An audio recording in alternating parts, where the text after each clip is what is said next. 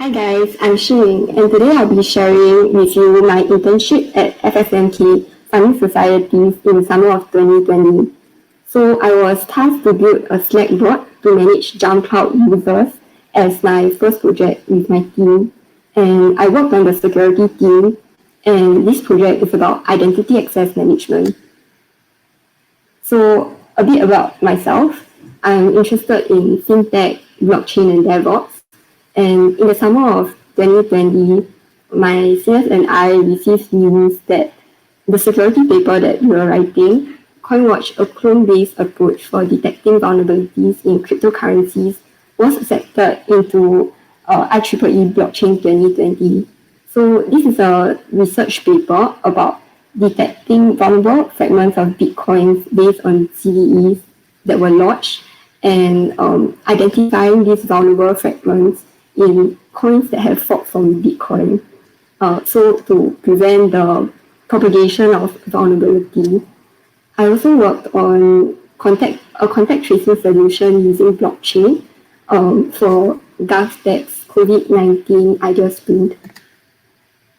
Yeah, so information security. Some people would think that, oh, this is practice to become a hacker. And other people will think that, oh, because of the hackers doing their work, then you have to do a lot of overtime. But I think most of the people would know this team as the team that sends out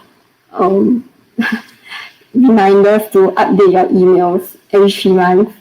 My experience is that being in the security engineering team is very much like being a software engineer.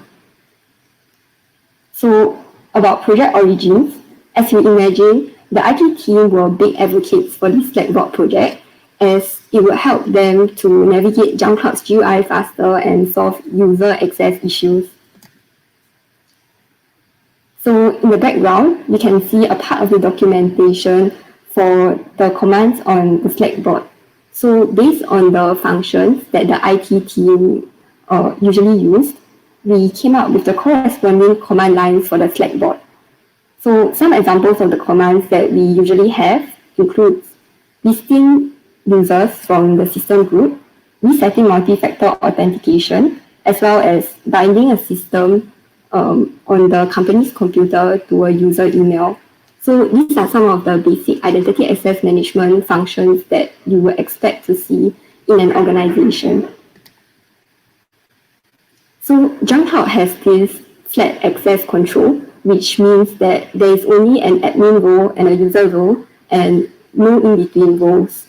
So this is a bad design because imagine if you have a system owner who needs elevated privilege in order to grant user access to a third-party application. This system owner would have access to the admin console, which allows him to control other users and applications.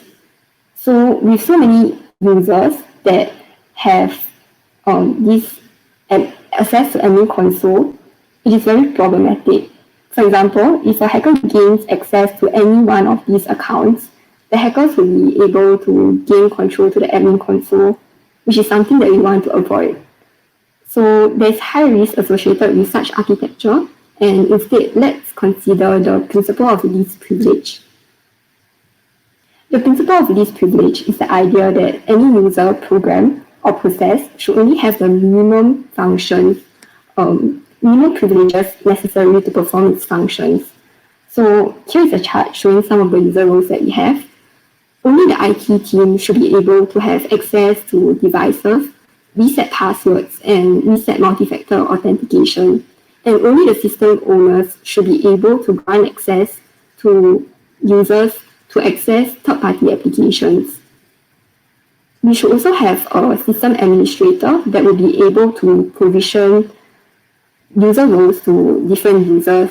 And the principle of this privilege also applies to the system administrator. So if the system administrator would like access to devices, she should also create a new user and provision the IT team this new account in order to gain access to the devices. We are able to define the types of JumpCloud functions that can be called by the bot, and users using the bot will only be able to access these functions that we have programmed. So this helps us to limit the access privilege that's given to each individual account instead of giving unlimited access to users of the IT team and system owners. So one security feature that we have is access control. The first barrier to entry comes from limited access to the private channel that the Slack is part of. We will add the IT team manually into the private Slack channel to ensure that only the relevant users are able to gain access to the bot. We will also do a second check for users who query the database, and if we find out that the user is not in the admin database, we will also prevent the query from taking place. Another important security feature is the audit logs. So the audit logs will give us a chronological log of events of who did what, so that in the event that an attack takes place, we can be able to trace what actually happened. So there's an audit trail in the Slack channel where every command that the IT team member requests will be logged publicly in this private Slack channel, and the rest of the IT members can check if this request is legitimate. We also have a second audit log in the bot's database. So in the event that we need to check further in the past to find out a certain action, we can have a more readable and accessible way to do so instead of scrolling up in the Slack channel. Yeah, so there's a joke here about you can use this to check if your IT team has been assessing user requests. Can check. Yeah, I can check if the IT team has been responsive, but that's a joke.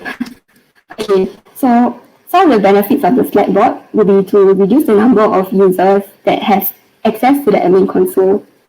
So we can revoke admin access for IT teams and system owners who were previously admins in order to carry out their roles. Instead, by using the Slack bot, we have the functions that are required for the team, and the Slack bot itself will also have admin console access via a JumpCloud API key in the manifest file. The Slack bot also simplifies provisioning and deprovisioning of resources. So instead of fiddling with many steps on the GUI, the IT team is able to carry out requests with just one line of command. So for example, previously, if you wanted to list users on system groups, the IT team would have to carry out 4 steps. First, they would have to log into the JumpCloud. Then they will have to select the system group tab on the left-hand side of the panel. And then they will have to key in the system group name in the search.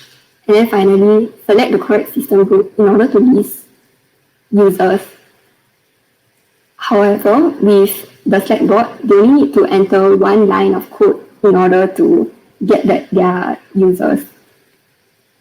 So this will definitely increase the productivity of the IT team, and it's a double win for the IT team and users in the company who like to get their account unlocked. So now on to some of the things that I learned about the internship. When I was accepted into the security team, I thought that it's going to be a red team, blue team, kind of learning about capture the flag. But I realized that it's more than that. There's IEM, DevOps security, the vetting of security threats posed by external vendors, and fixing of vulnerabilities itself. So my sub-team, security engineering, develops internal tools and code to improve the security of day-to-day routines.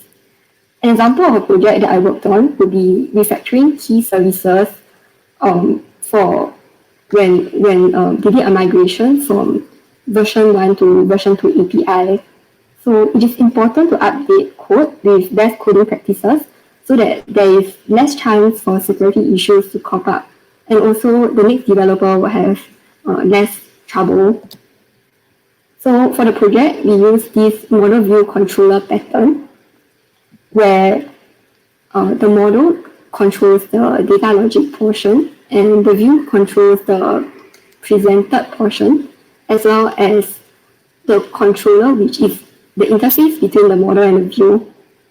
So an analogy for this would be you at a restaurant. When you come to the restaurant, you tell the waiter what you like to eat, and then the waiter will convey your instruction to the chef who cooks. Then the waiter will fetch the food from the chef and then bring it back to you. So in this case, you would be the view, the model would be the chef, and the controller would be the waiter. Some of the tools that I use include ng-log. In order to develop on Slack, you will need to have a server that is on in order to initiate requests and receive requests. So I use ng-log to develop locally. I also use the Postman tool for testing API endpoints. It's very useful to do a double check on the output formatting when I was doing the refactoring of key services and had to write unit tests. So user testing is an iterative process. Before I started on the project, we collaborated with the IT to understand their needs for JumpCloud, what JumpCloud functions we needed, and then we programmed the functions in the Slack bot accordingly. Then, when we talked with our team leads regarding the progress of the bot, he suggested to use Slack mentions, which come pre-built with autocomplete, which is an admin, rather than using JumpCloud email as parameters.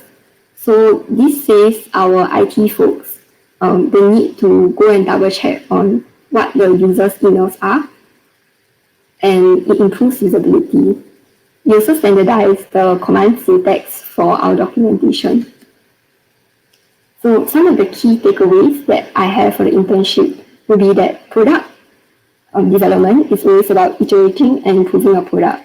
So shortly after version 1 was released for use, we received more suggestions that more functions could be included for our Slack bot. So we added those functions in version 2. I also had a great mentorship experience for the time that I spent in funding societies under my supervisor, Ukash. And we had coding sessions where he would teach me stuff about tooling and Git and best coding practices. And my engineering manager, Fajar, also helped me to explore other areas that I was interested in, like about threat modeling for third-party vendors, which was very interesting to me. So having a good mentor is very important. So if you're able to assess for cultural fit or meet the team during your internship interview, do take the chance to do so. And as the picture says, having a good mentor is very important. So when I was nearing the end of my internship, I had a failed Git merge with, and I was about to lose 1,200 plus lines of code. But my mentor helped me save my code. And it's very important to learn from your mistakes and learn how to correct them. So when the next time you meet the same problem, you are able to overcome them. So a good thing about this project is that it is open source. So if your organization uses JumpCloud and Slack, you can help yourself to the code at this GitHub link for funding societies. My supervisor, Ukash, also wrote a Medium article for this project, and you can check out the link below and give him some big kudos for this well-written article. There are also some of the interesting articles that funding societies has written, and I've included the Medium link so you can check it out there too. I've come to the end of my presentation, and thanks guys for attending.